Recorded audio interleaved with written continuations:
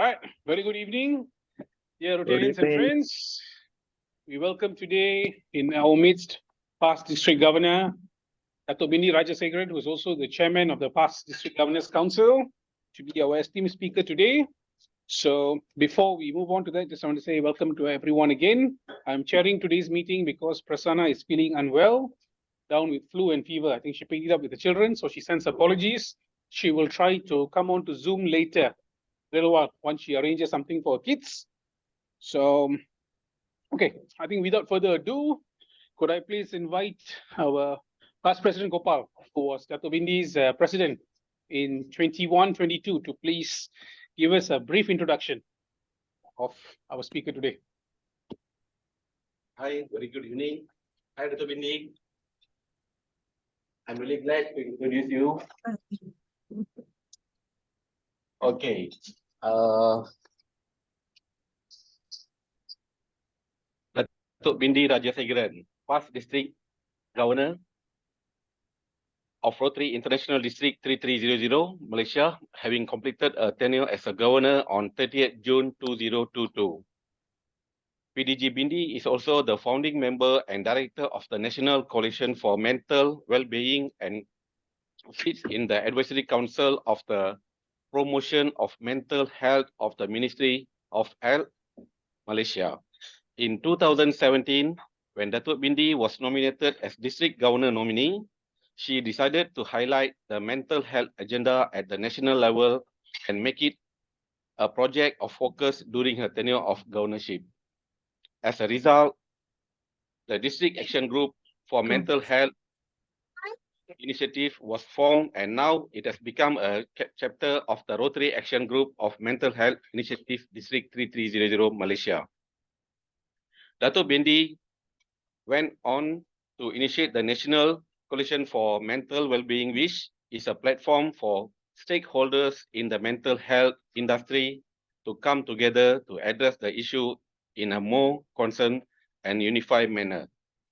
She also served on the Disciplinary Committee of the Bar Council of Malaysia, and professionally, she is the partner and administrator of Rajasegaran Consultant, a leading consultancy in Malaysia industrial relation and employment law.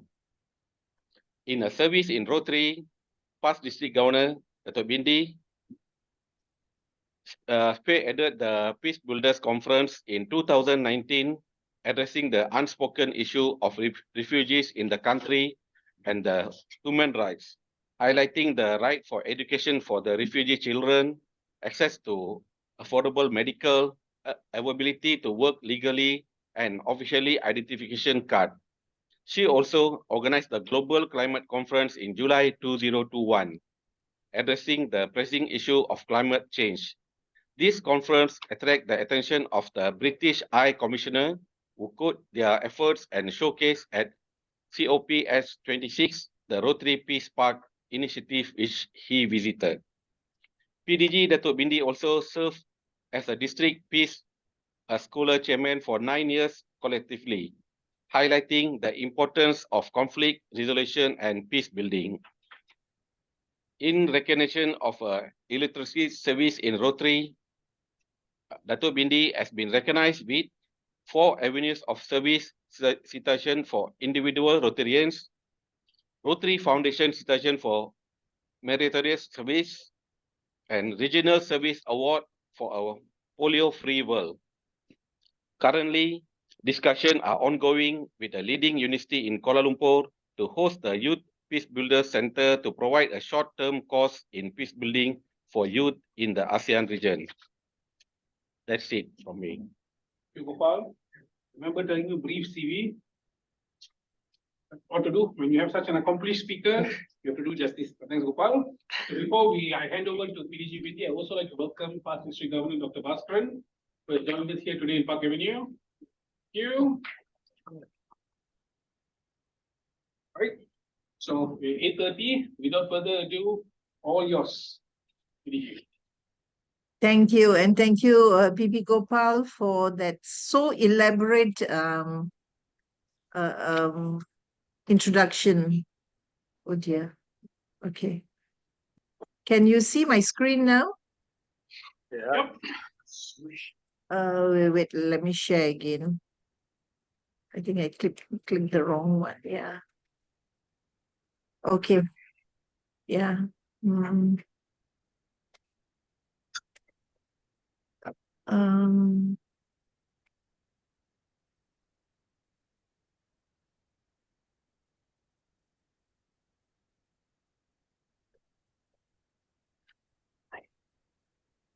are you able to see the full screen, or is it only presenter's view? The full screen. Looks okay. Full screen, huh? Yeah. Yeah. Okay, thank you. Okay, just before we started, good evening, everyone, and it's a pleasure to be here today. And my sincere apologies for not being able to be there physically. And this was also, my talk on this, on peace, was also, postponed a couple of times. And I really feel terrible that I couldn't be there physically. I was looking forward, but anyway, the best always happens. So here we are together again, and an opportunity for me to speak to your club on peace building. Now, earlier on during our chit chat, we were talking about conflicts in families and things like that.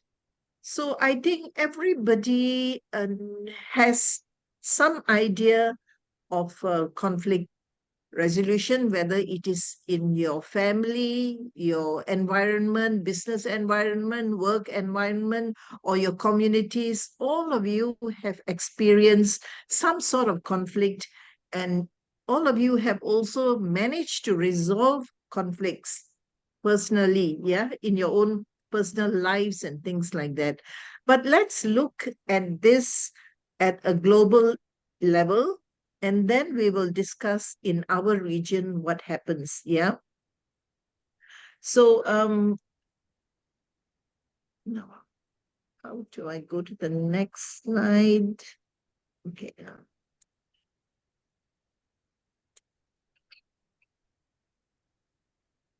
Okay. Now the world has become less peaceful for the 13th time in the last 15 years. And these are recent pictures of ongoing conflicts in Ukraine, Gaza, the African continent, and refugee migration. And these are real life situations that are happening today. And one cannot understand why this is happening in this day and age, and we should consider ourselves lucky that we are not in those pictures. Yeah. We are quite safe in our own environment. But can you confidently say that this will not happen here in the next 10 years, or maybe in the ASEAN region in the next 10 years? So shouldn't we be thinking about how to maintain the peace, or create that awareness in peace building, and do something to ensure that peace will remain in our region? Now, this is a global peace index, yeah, of the whole world. And this is the latest report of 2023. The darkest green are the most peaceful countries, and the red is the least peaceful countries. So you can see how it is, where it's peaceful, where it's not peaceful. The yellows are in the borderline. After the yellow is the light brown, then it goes on to the red. And before the yellow, it's the light green and the dark green. So you can see this very clearly, where which countries are peaceful and which are not. But let's focus on our region. Yeah, this is the worldwide scene. Let's focus closer to home. So this is what it looks like closer to home. And you see, India is totally yellow, yellow is the middle of the peace index. And however, neighboring countries like Pakistan and this side Myanmar are in conflict, the whole of China is yellow, and the whole of Russia is red. And you see that a little green patch between Russia and China, that that is Mongolia. So interestingly, why is Mongolia a peaceful country between these two superpowers? There is a history behind this, a very good reasoning behind this. Mongolia had to give away part of its land, or quite a bit of its land, on its northern border to Russia, and similarly on the southern border to China, to both the superpowers in return of protection. So you can say it's like protection money, giving to the two superpowers so that they can live in peace. And I don't think any country in the world will ever think of attacking Mongolia, because you will have to go past Russia and China first. So that is why Mongolia is quite safe. Now, coming down towards our ASEAN region, most of the countries are green, with spattering of yellow in Cambodia, Thailand, and Myanmar, Timor-Leste, and quite a bit of Philippines as well. So looking at this chart, you can see that our area is relatively peaceful. So it will be good if this can be maintained, or even those countries like Cambodia and Thailand also turn into green, Philippines also turn into green. That will be very, very good. But the most critical situation is in Myanmar.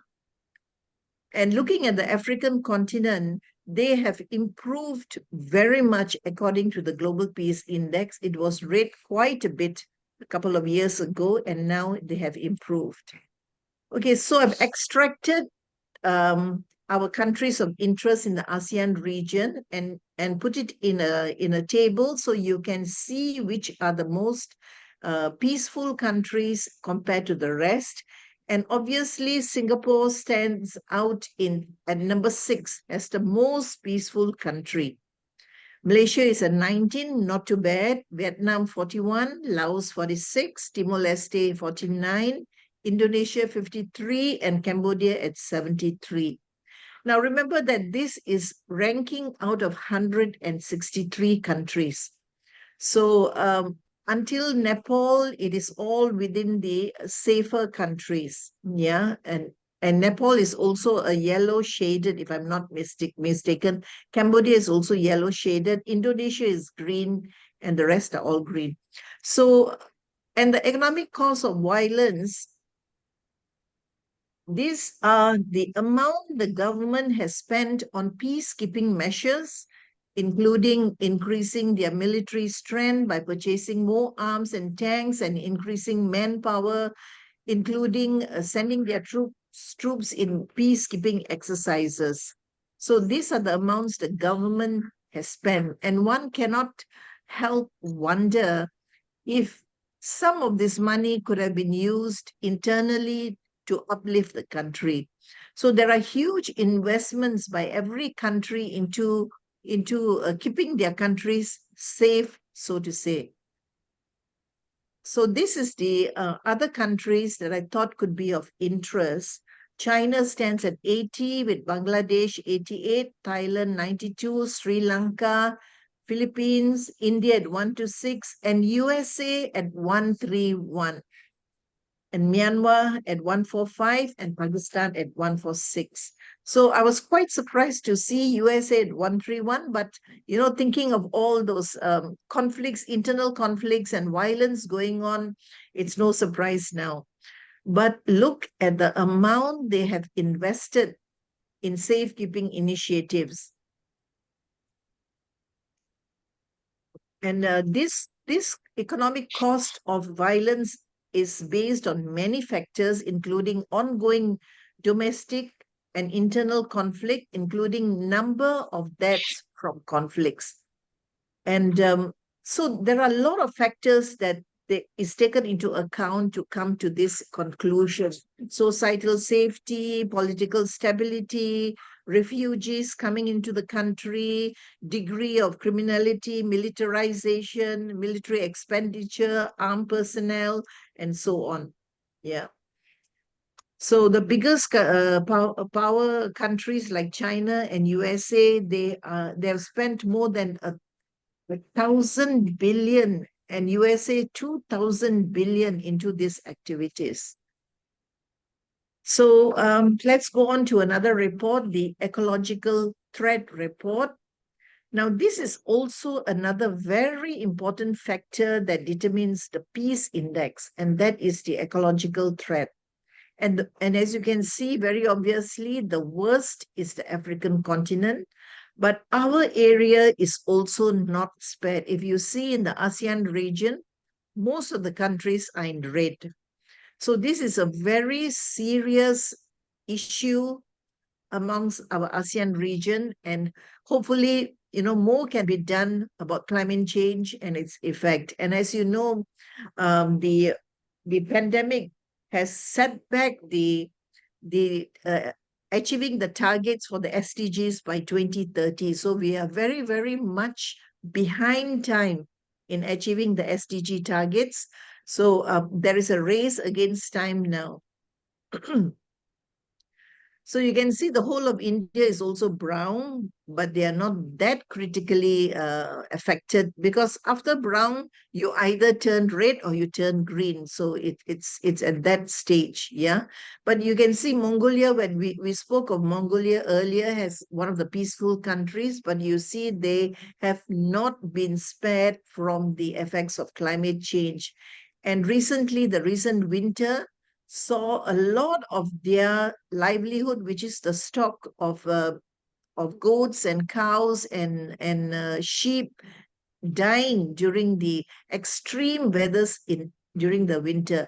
And that is their livelihood in Mongolia. They don't harvest, they don't plant, they don't have agriculture, they don't plant crops because the soil is not suitable. So they depend on the rearing goats, cows, and sheep for livelihood. Most of their vegetables is imported.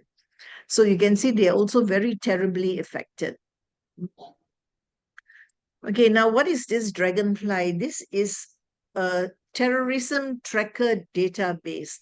Now the Institute of Economic and Peace have used this database to show the terrorism levels in the world, yeah, and it is quite well known, this website. So in your free time, you can always go and look into their website and what it's all about. So this is how the Global Terrorism Index looks like. Now, terrorism is different from conflict, yeah. In 2023, deaths from terrorism increased by 22% to more than 8,000 deaths. And now, which is now at their highest level since 2017. Now, if you exclude the October 7th Hamas attack, deaths would have still been up by 5%. But sadly, after the Hamas attack, deaths from terrorism rose 22%. And by far the largest single terrorist attack that occurred in 2023 was the October 7th attack by Hamas-led militants in Israel.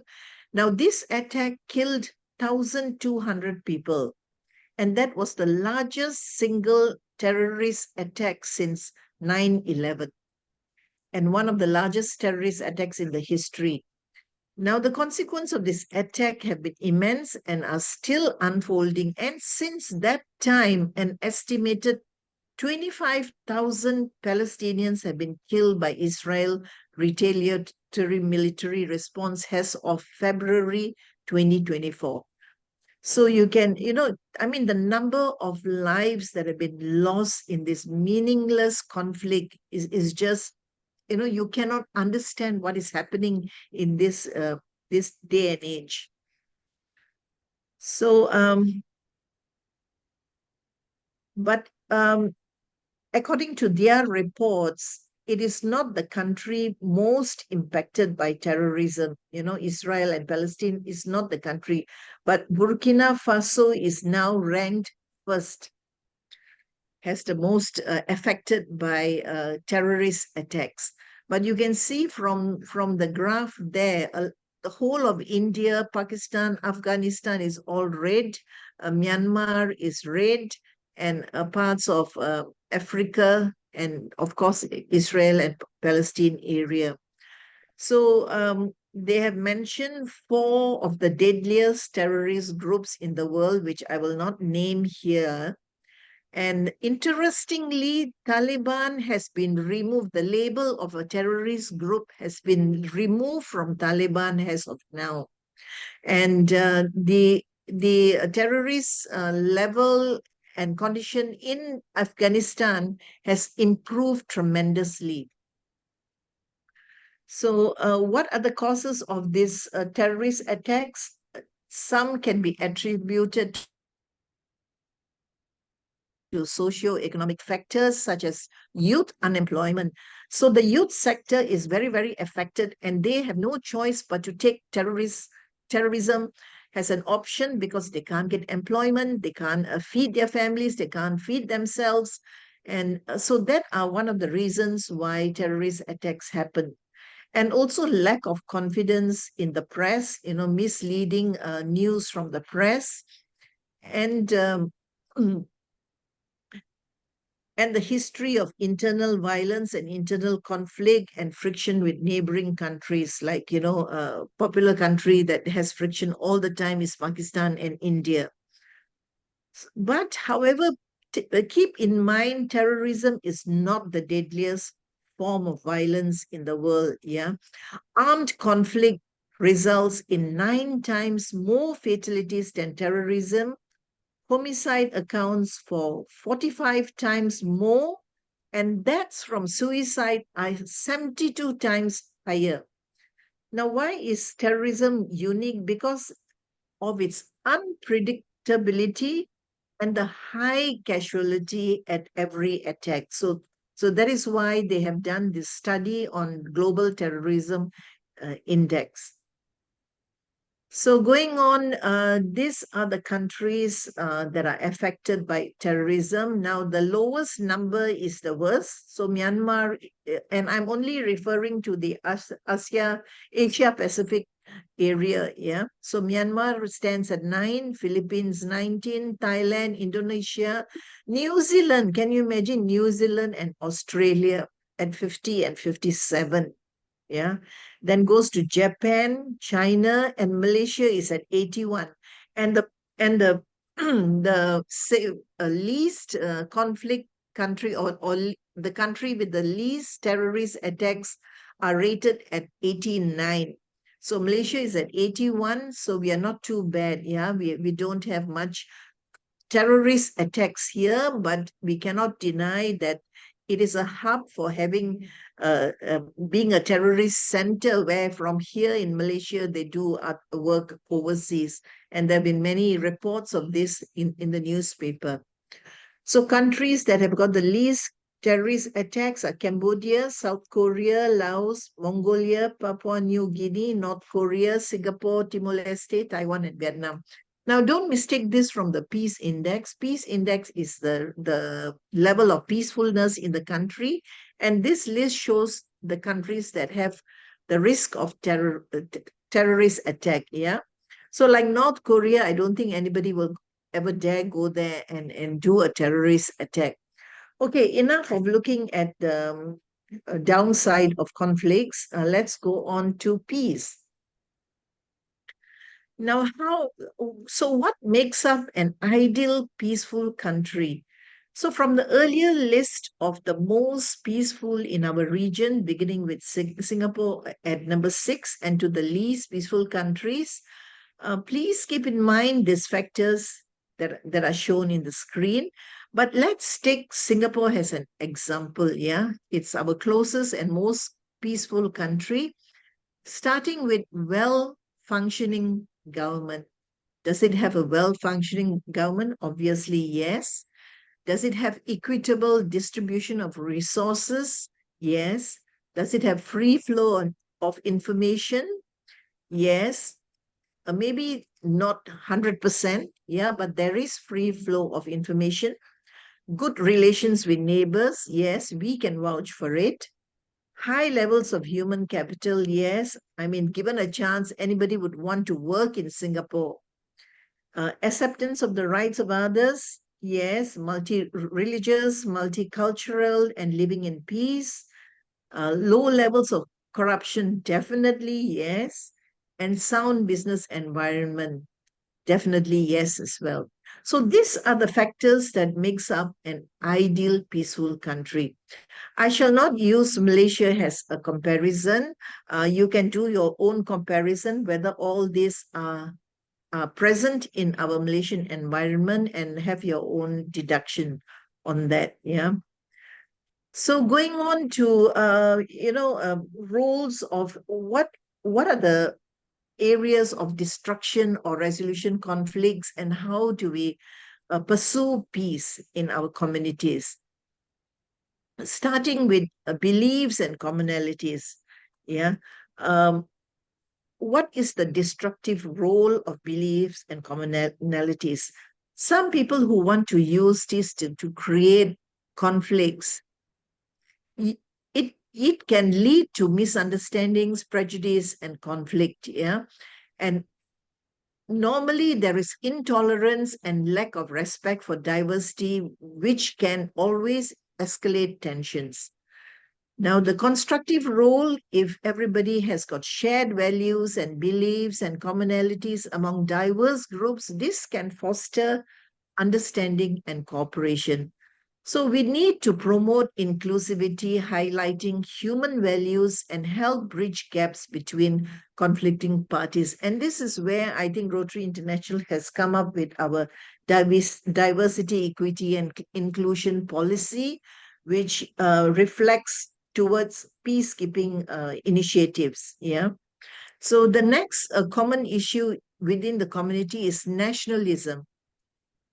Now, what is a destructive role? If there is excessive nationalism, it can lead to exclusionary policies, aggression towards other nations, and rejection of diplomatic solution, which is what is happening in Palestine and the Hamas area, because there you see a rejection of diplomatic solutions. The United Nations is totally helpless in what is happening there.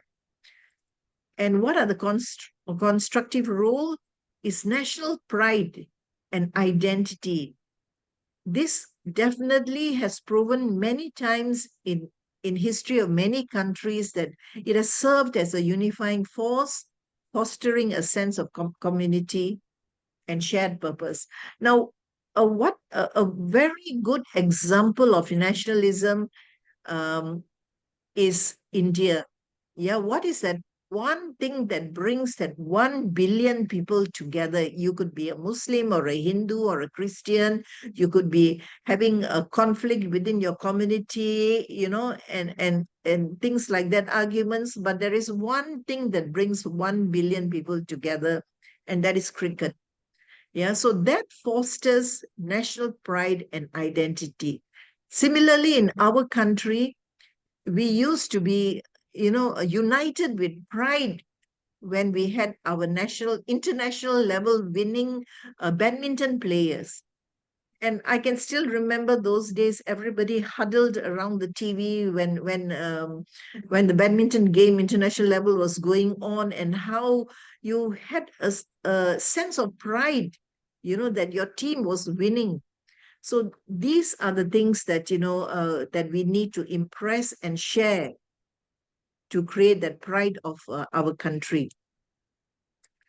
So knowledge also plays an important part. Manipulation of information to spread propaganda, create division. And we see this happening in our country recently with the attempt to change history in some of the history books. Yeah, so that is manipulation of information. And what is constructive role is accurate information and education can promote understanding, empathy, and informed decision making. So the leaders must be very, very transparent in their communication so that the people will trust them. And that is something very difficult to gain. Once you lose that trust, it's very difficult to gain it back again. So Talking on the final point, which is religion, the destructive role religion has been exploited to justify violence and wars. This happens very, very often. And the constructive role, many religions promote values of peace, compassion, and forgiveness. So one example is the socks issue in our country, which has been exploded using the religious element. I think all of us agree that should not have happened, but there are better ways of handling the situation. Yeah, it has gone a bit extreme, and I think today our Agong has spoken, and I think after this it may sort of settle down. So, you see, every religion professes compassion and peace and forgiveness. So why are conflicts happening using religion? You may be a Malay, a Chinese, or an Indian, and your beliefs are different, but all religion profess the same compassion. And and the most common phrase that you can find in most religion is "do unto others what you would want to do unto yourself." Yeah. So going on to focusing now to our Rotary 4 roles in promoting peace. We are practitioners, we are educators, we are mediators, and we are advocates. And you see in our 7 areas of focus, peace building is always number 1. Even if you see in a list 1, 2, 3, 4, 5, 6, 7, peace building is always number 1. And why is that? Because in anything you do in the other area of 6 areas of focus, everything has an element of peace. Disease prevention and treatment. If you provide a heart operation for for a baby with a defective heart, wouldn't you bringing peace to the family? Similarly, with water, if you provide water to an area, a village that has got no water, you are bringing peace. So everything that we do in Rotary brings peace. So peace is priority. Peace is number 1. So understanding what is peace is about is very, very important. So in the pursuit of world peace, what we can do is promote dialogue and understanding, because misunderstandings are very, very common reason of conflicts. And I'm sure you will understand what I'm saying, even in clubs, in your communities, in your family, in your profession, misunderstandings, if it goes, in the wrong way and not nipped in the bud, it can create a lot of conflict within the community. Respect diversity. You have to embrace and celebrate cultural, religious, and ideological diversity. We have to be more tolerant, especially us in our country. I think that is one thing all of us have learned, to be tolerant. Yeah. And challenge extremism. And this is something I find that in our country, not many people speak up when there is an issue, an extremist issue that is happening. It is always one-sided and always, but so far so good. We have not had major conflicts.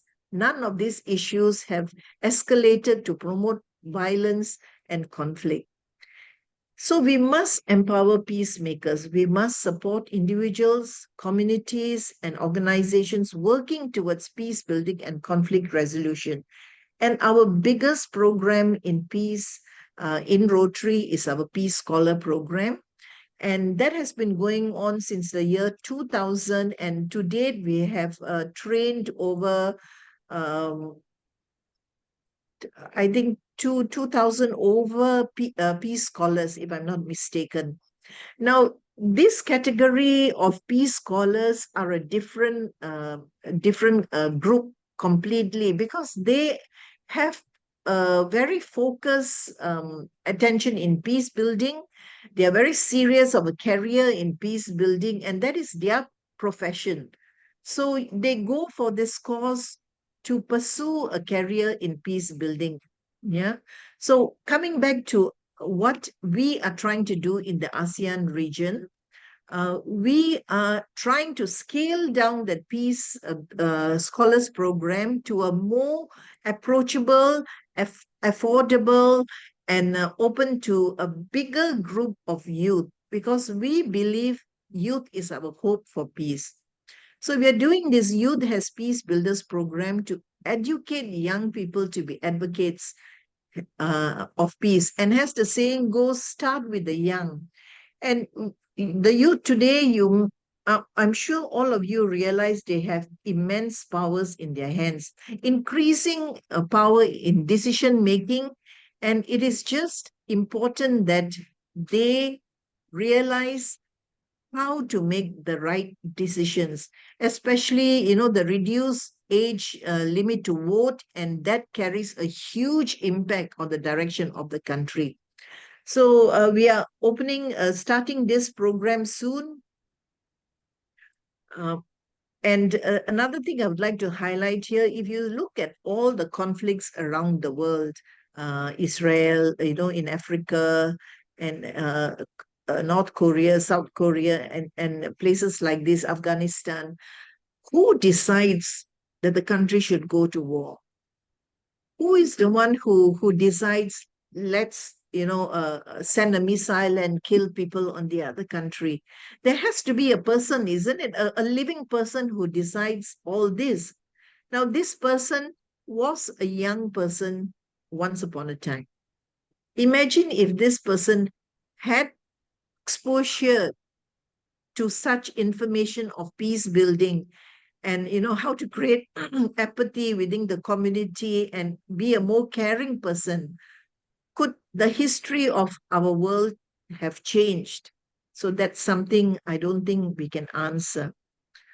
But we are having hope in that. So that is the crux of the ASEAN Peace Builders Conference on the 23rd of October, where we will be launching this Peace Builders program. And we are in the midst of applying a global grant. And the first cohort, we are probably going to take it off in September. Applications will be open come 1st July. And we are being quite fair, giving every country in the ASEAN region an opportunity to participate in this Peace Builders program. And we are hoping that, each country can send 2 participants for this first cohort. So, so at the conference, we are discussing about climate change, impact on humanity, water, and food crisis. I won't bore you with all the details. These are our speakers for the climate change segment. Mental wellness, this is the silent pandemic. You see, here again, all these topics of climate change, mental wellness, and peace building were not decided just off the cuff. I'm sure you know the Rotary ASEAN network was officially chartered in 2022 when I was governor. It was chartered in Singapore. All the governors and the national chairs went to Singapore and signed the charter. So that was in 2022. And recently, about a year ago, we visited the ASEAN Secretariat in Jakarta. Okay, I'll just end this, then I can stop share. Yeah, the ASEAN Secretariat in Jakarta, and to have a discussion with them, because the ASEAN Rotary Network, we have applied now to be a member state of ASEAN. And Rotary International is also quite happy. We have done this ASEAN Rotary Network. It is like an ICC, yeah, like what we do ICC with India and everywhere, because RI has got plans of regionalization. So this is in tandem with their plans. And so we must look after ourselves, help each other in our ASEAN country, look after each other in the ASEAN country, and it will benefit each other. And if you talk about climate change, it is a universal issue. And what happens in Indonesia affects us. What happens in Thailand affects us. So it is it makes sense that we should address this issue. And we discussed these topics with the ASEAN Secretariat, and they agreed with us that climate change, mental health, and peace building should be addressed at the ASEAN level. So that is why we have picked these issues, 3 issues only, and we have got some very well-known speakers coming from overseas, international speakers coming to speak on this. And at this conference, we are also going to discuss takeaways, common takeaways that can be implemented in all the ASEAN countries. So that is our main objective. Speakers, very few. I think we're only going to have 2 speakers, but we are going to have more than an hour-long panel discussions. And there'll be rapporteurs there to take away what has been decided, the common factors, the common,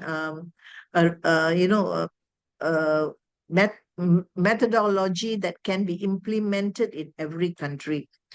So, we are very excited about this Peace Builders program. It's going to be launched during the conference, and we are hoping that this will be the start of our army of youth peace builders on the ground. And one of the qualifying factors of these youth peace builders is that when they go back to their country of origin, they have to do 2 projects in peace building within their community, especially among youth in that community. So we want this peace building culture to be spread at ground level in all the ASEAN countries. So I think I've said enough. Are there any questions from anybody? I'm happy to take any questions. Thank you.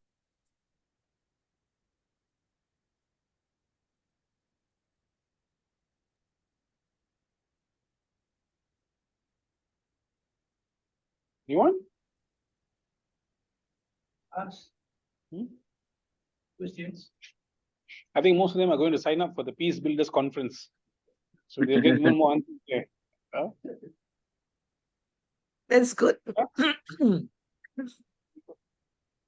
Yeah. I Okay. thought there was an international group for peace makers, right? Under Rotary. Yes, a Rotary Action Group for Peace. Yes, I am a member of that group as well. I was a member. Oh, is True. it? Okay, okay. Yeah. So they know about my program, our program, and I've been sharing with them. And one or two of them may come for the conference, but you see, most of them have already bought their flight tickets to Singapore, and they find it hard to reroute it. So that's the sad part. Many people are interested in coming, but sad to say they're fixed their flights. But you see, our ultimate hope in this program is that Rotary International will recognize it in the future. So we must prove ourselves first, and hopefully they will recognize it in the future and has a Youth Peace Builders Center. And also another interesting fact is that incoming RI President, Stephanie, she has a focus on peace building. That is something that she's going to promote next year. And today I just got email saying that she is having a peace conference, the Presidential Peace Conference in Istanbul in February next year.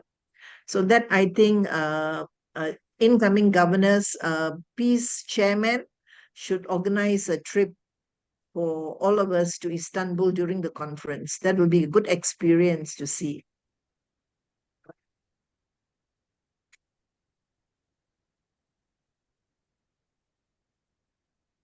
Okay. Those on Zoom, any questions? We have 8 others on Zoom. No. Looks like no. No. Okay. No. Thank you very much. All right. Thanks, PDG. I would like to invite Past Yes. President Murthy to deliver the vote of thanks. Yeah. PDG, it was really a very good eye opener for most of us, actually. I, on behalf of the Rotary Club of Bandar Sungai, extend a very hearty vote of thanks to our respected speaker, PDG Dato Bindi Rajasegaran, for an excellent coverage of the topic on peacekeeping. Thank you very much on behalf of the Rotary Club of Rajasegaran. Thank you. Thank you so much. And Bindi, since you are not here in person, we got you a fruit basket, which we will enjoy on your behalf here. Okay? From your car. By all means, make good use of it. Okay, so we are almost at 9:15. We're making good time. I will just go around quickly. Dr. Bennett?